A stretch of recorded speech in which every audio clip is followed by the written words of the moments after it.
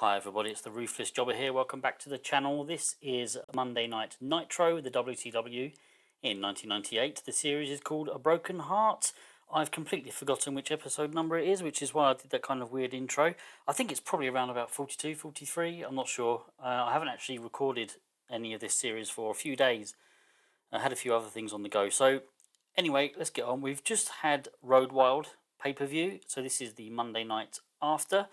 Going to kick off with a couple of pre-show matches, starting off with Norman Smiley against Sid Vicious. Sid gets the win in 30 minutes 35 by pinfall with a powerbomb. Yeah, pre-show bout that had good heat and decent wrestling. So the wrestling got 63, crowd 60, and the segment 66. I'm quite happy with that. And then a bit of a match pre-show with quite a few stars, really. We introduced Randy Savage back into the fold as the WCW sort of general manager or commissioner. I can't remember how I worded it, but he's in charge of the WCW now.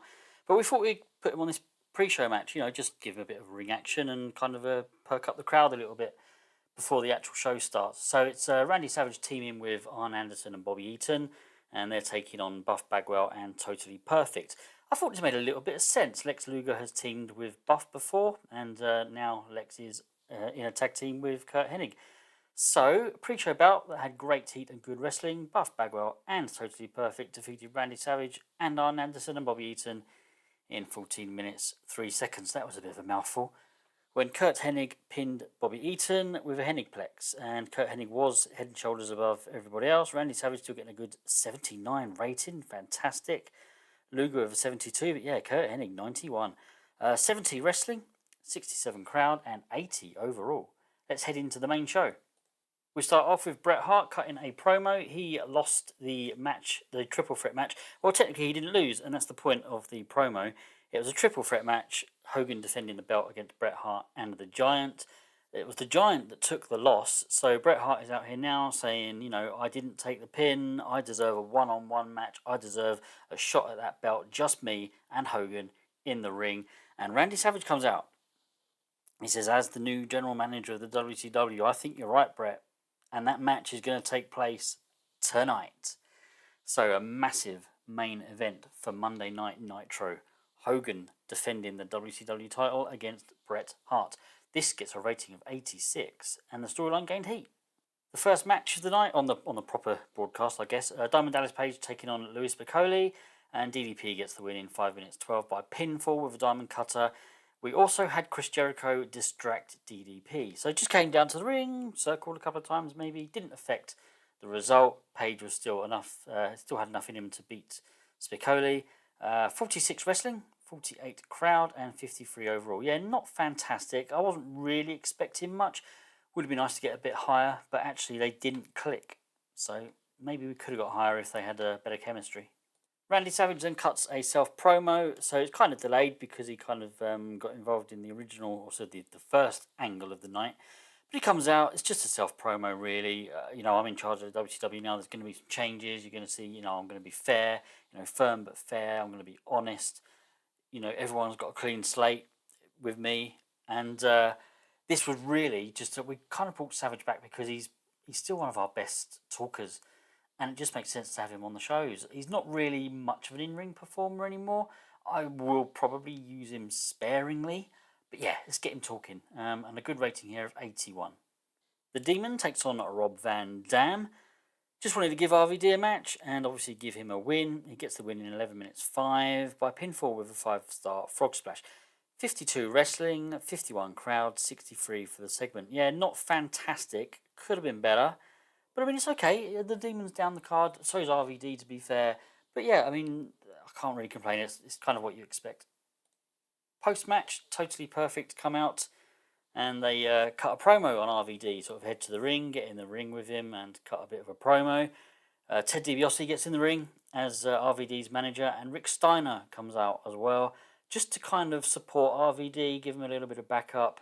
And then in part 3, we had DiBiase cutting a promo of his own on Totally Perfect. So a 73 rating for this angle. Storyline is advanced. A little bit of green, a little bit of red, but it's okay. Chris Park and John Cronus take on Royal T. So yeah, Royal T taking on a couple of jobbers. Desperate to get Steven Regal over. I keep saying it, we need to do this. So Royalty get the win, of course they do, in 7 minutes 32 when Regal submitted John Cronus with a Regal stretch. Wrestling got 47, crowd got 37, and the segment got a 58. We are also changing Steven Regal's gimmick. I can't remember what I was changing it to. Just to English Snob. We didn't want to change it up too much, but we need to reset his. We need to reset his momentum somehow. Change the gimmick, and yes, the first time I've used one of these, a gimmick idea, and it was a success. So hopefully his rating adequate. I'm surprised about that, bearing in mind the gimmick idea was a success.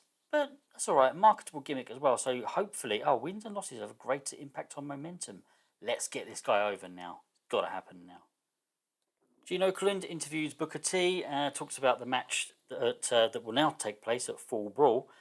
Against Raven. He'll defend the US title, and yeah, it's just a self-promo really from Booker T, talking about the match against Raven, talking about how, what great talent Raven is, putting Raven over, but obviously Booker's, after there's enough about me to keep hold of this belt, I'm the current US champion, and I intend on walking out of Full Brawl with the belt. Rating is 71. Eddie Guerrero takes on Goldberg. Yeah, massive match for Nitro. Got a couple of big ones actually.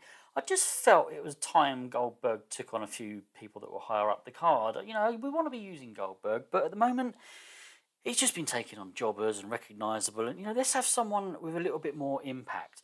Of course, he still gets the win. Keep that streak going. In 12 minutes 52 by pinfall with a jackhammer.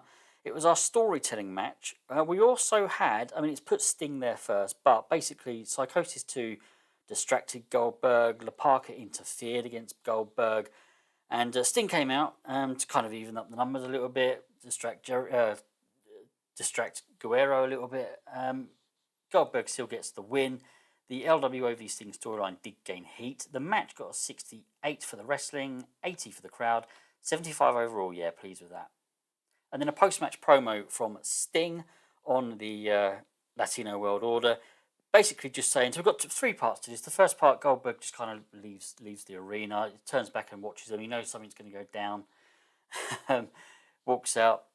Part 2, we had Sting was sort of cutting a promo on Eddie and the Latino World Order, saying there's no way I'm going to allow you to break Goldberg's streak in that manner.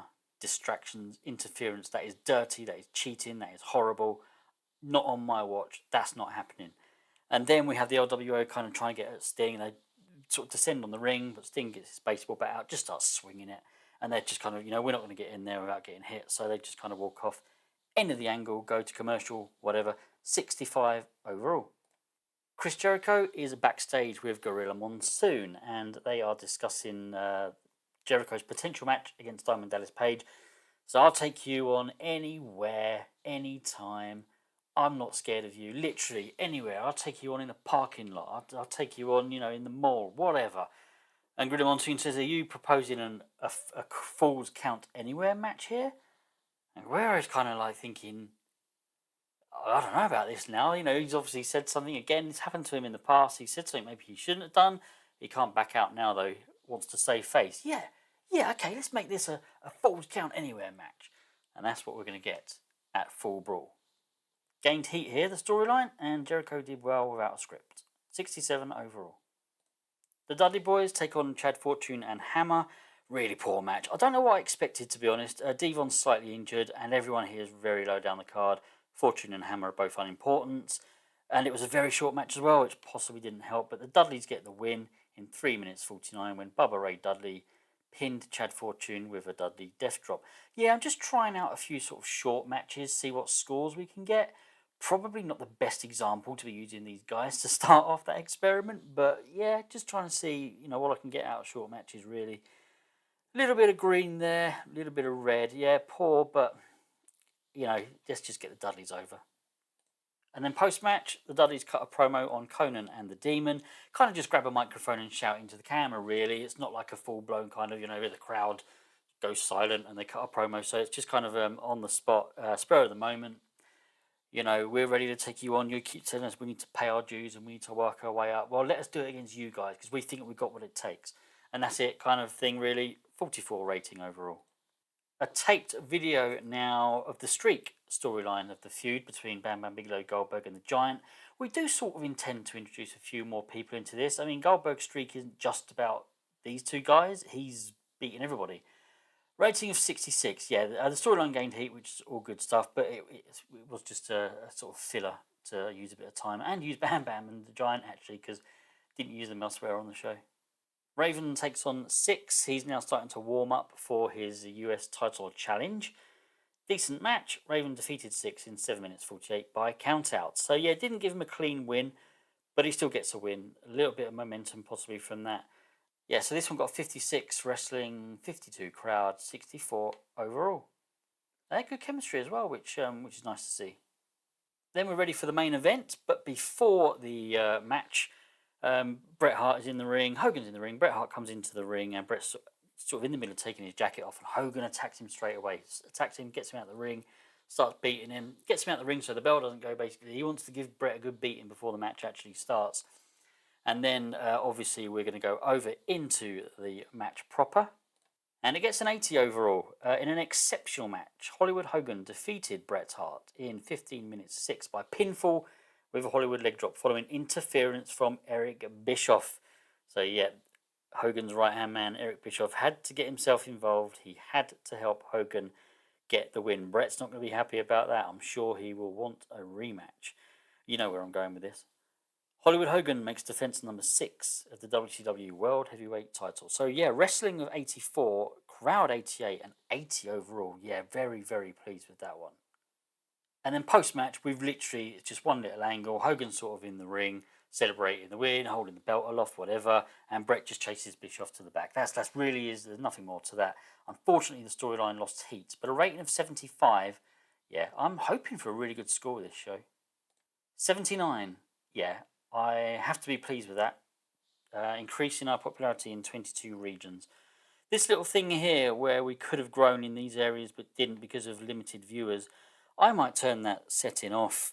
I know there's an element of realism, but by the same token, when wrestling's hot, it's hot. Everyone loves it. Yeah, 79, pleased with that. Let's go on to the post-match stuff then. What have we got to do? So, financial reports. We have made 344,000 from that show. Fantastic. Popularity recap. There we go. Some jumps there. Only minor, but they're jumps. And no media scrum, of course. Let's go backstage for a couple of little bits. I don't really want to look at too much because there are a couple of little secrets, a couple of little surprises that I'm keeping from you for the moment. Okay, El Pantera has agreed to an extension with the WWF. Ricky Banderas, he was a jobber. Mike Sullivan is a jobber. Bret Hart. Bubba Ray Dudley needs to learn how to sell. Okay, thanks, Bret. And Nitro viewing figures. Okay. I'm going to have a look at the decisions. If there's anything there I want to keep from you, I obviously won't show you. Okay, fine. Yeah, we're going to take on Abyss as a permanent. He was just a jobber, but he's been taken under someone's wing, and I can't remember who it was now. It might be Sting. So I thought, all right, keep him, and we'll use the Abyss character when he's sort of got over a little bit. I don't know how we're going to get him over yet, but you know, we might try and work on something. We've also got a first refusal. So yeah, let's sign Chris Park. A first refusal on Alan Funk. Right, I recognise him, but I know nothing about him. Is he a real guy? Alan Funk, I'm pretty sure he was, wasn't he? I'm probably going to take him on and then maybe send him on an excursion or something. Let's have a look at his profile.